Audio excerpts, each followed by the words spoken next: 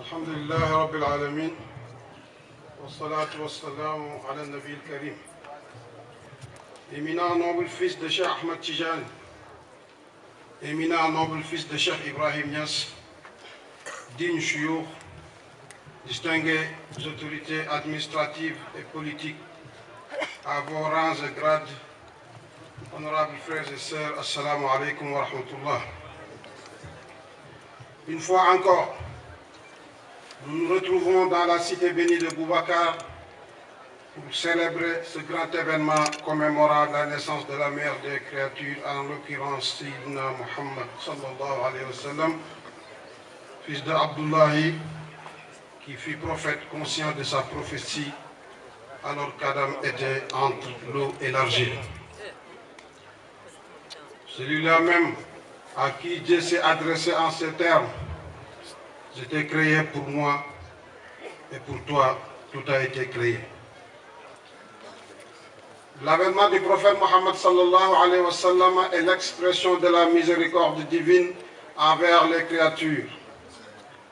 Allah dit: nous ne t'avons envoyé que pour la miséricorde de l'univers. Il avait le Coran comme ligne de conduite. En ce sens, Allah dit: tu es d'une moralité éminente. Toutefois, obéir au prophète revient à obéir à Allah. Reconnaître sa grandeur équivaut à la reconnaissance de celle d'Allah. Lui prêter allégeance revient à se soumettre exclusivement à Allah. Allah a fait de l'amour de cet honorable prophète une condition sine qua non de la foi en lui. Il nous a recommandé de le magnifier et de le vénérer, d'où notre sentiment de gratitude en cette cérémonie marquant la naissance du maître des premières et dernières générations, le sceau des prophètes et messagers, l'intercesseur du grand jour de la résurrection, le porte-étendard de la louange, l'homme à la station louée, nous avons nommé Sayyidina Muhammad sallallahu alayhi wa sallam. Chers frères et sœurs, amoureux du prophète, en effet, nos cérémonies coïncident avec des événements fastes. Cette nuit symbolise la naissance de la mère des créatures, le maître des messagers et envoyé de Dieu, de surcroît le bien-aimé du Seigneur des mondes. Il y a de cela quelques jours, nous avons célébré le voyage nocturne à l'Isra wal Mi'raj, au cours duquel Allah fit voyager son bien-aimé, le plus noble de ses prophètes, de la sainte mosquée de Al-Haram 6 à la Mecque, à la mosquée Al-Aqsa, d'un ciel à un autre, jusqu'au Sidratul Muntaha. Dès lors, Allah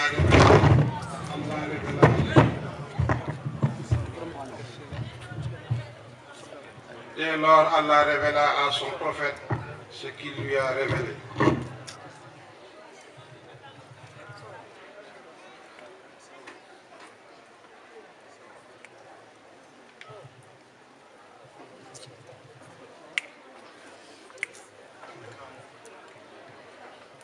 Bientôt nous accueillerons l'honorable hôte, le mois de Ramadan.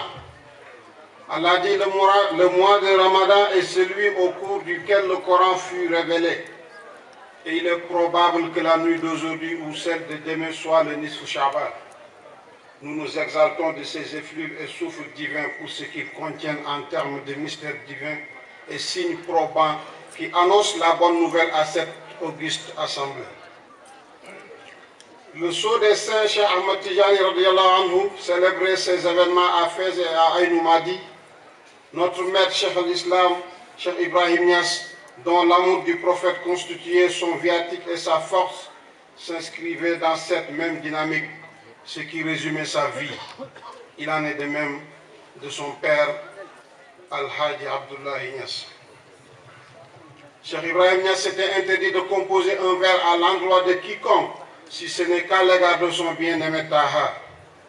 Ses dawawin et œuvres poétiques sont estimés à hauteur de 6000 vers, tous consacrés à l'amour du messager d'Allah, à l'exhortation à la conformité à la charia et à la bonne guidance. Amoureux du prophète qu'il était, il réalisa plusieurs ouvrages, entre autres Nujumul Huda, traduit en plusieurs langues.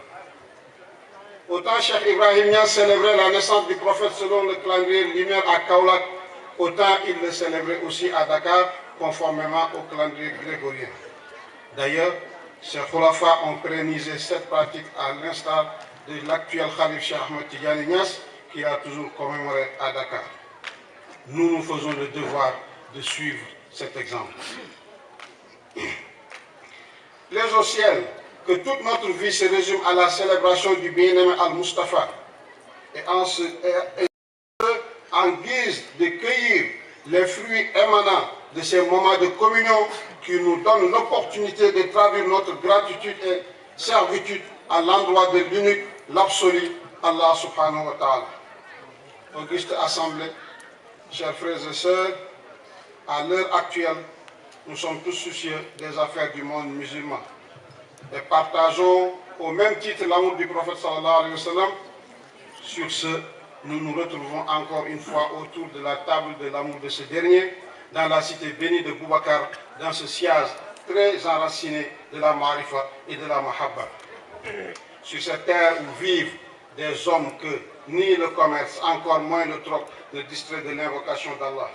Des hommes engloutis en Dieu qui œuvrent à développer l'amour de Dieu en Dieu et la marifa, et c'est toute leur vie durant le harif et le véritable homme, quel que soit son genre. La cité de Boubacar s'inscrit dans une dynamique salutaire en faveur de la Ummah, en approfondissant la compréhension quant au but de notre existence sur terre. Entendu que Dieu nous a créés pour qu'on le connaisse, tel que soutenu par Ibn Abbas. La cité de Boubacar ne cesse d'entreprendre le cheminement réel et authentique pour consolider le sens de l'amour, de la fraternité et de la cohésion sociale entre diverses communautés issues de races et de couleurs différentes, loin de la violence, du terrorisme ainsi que de toute forme de dérive, comme du reste en atteste cette auguste assemblée. La présence de nos parents et amis des villages environnants ainsi que celle des associations et personnalités venant de partout rendent la cérémonie encore plus belle. Et cela conforte davantage notre espoir relatif à l'avenir de la Oumma qui, en fait, est la meilleure. Honorables frères, nous vous souhaitons la bienvenue à Boubacar. Vous remercions de votre présence et prions Allah d'exaucer nos prières. Nous remercions particulièrement les autorités administratives, départementales et régionales de notre cher pays pour leur diligence. Il en est de même de celle du Sénégal, ce qui nous a permis de réussir l'organisation de la cérémonie.